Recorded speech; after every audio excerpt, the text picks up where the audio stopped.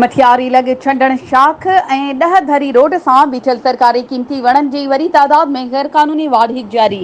Irrigation ऐं ज़िले इंतज़ामिया police ग़ाइब।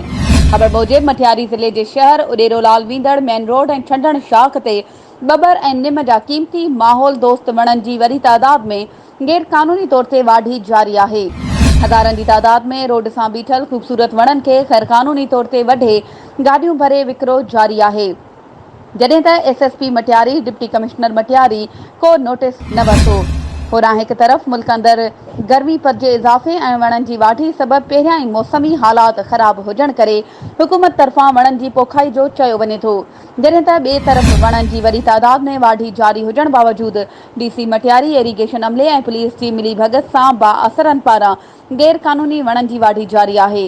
इलाइक़े वासियुनि आला अख़्तियारियुनि वॾे वज़ीर सैयद मुराद अली शाह सिंध हाई कोर्ट डीसी मटियारी इरिगेशन ऑफिसर ज़िले मटियारी एसएसपी मटियारी खां मुतालबो कयो आहे त क़ीमती वणनि जी वाढी कंदड़ बाअसरनि ख़िलाफ़ सख़्त एक्शन खणी वणनि जी वाढी रोकराई वञे। हिन वीडियो खे लाइक करे असांजे चैनल खे सब्सक्राइब करियो ऐं हा, उन सां गॾु बेल आइकन खे प्रेस करणु न विसारिजो।